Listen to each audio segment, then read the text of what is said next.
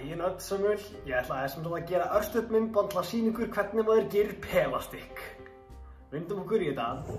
Þið munið þurfa eitthvað til að binda með, ég ætla að nota þessa snúru, og gott er að hafa eitthvað til að binda Ég ætla að nota þessa hrærivélaskál af því að það er svona þægilegt stórt dæmi hér til að binda utan Við ætlum bara að byrja á því að taka snærið okkar eða snúruna og stinga í svona gegn. Það er mun þægilega að læra þetta ef maður er með eitthvað til að binda utan Næsta mál á dagskrá er að snúa upp á snúruna svona og við viljum passa upp á að þessi hringur hér sé innan í eða þannig. Þannig að ef hann er í vinstri hendinni þá snýr hringurinn til hægri, ef hann er í hægri hendinni þá snýr hringurinn til vinstri.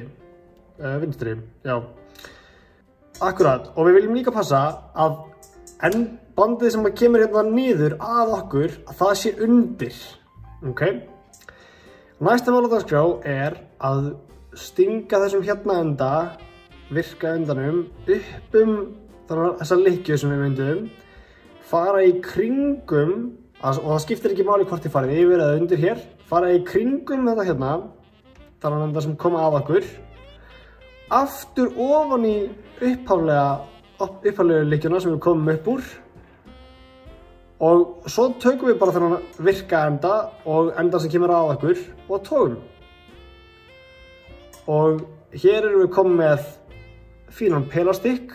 Þið þekkið hann rosa mikið á þessu hérna munstri sem myndast akkurat hér. Og þennan hnútur hægt að nota í ýmislegt og hann heldur öllu sem maður notar þetta til að draga bíla og svoleiðis. Og það þægilega við hann er að það er alltaf auðvelt að losa hann. Það einfalda er að maður bara snýr honum við svolítið. Og þessi hérna hluti sem fer svona utan á bandið, maður ýtir honum bara niður. Og þá er hann yfirleitt laus og maður getur dregið allt saman tilbaka. Jæja, takk fyrir að vera með mér að læra að gera pelastikk. Ég vona að þetta gagnist ykkur vel. Njótið dagsins!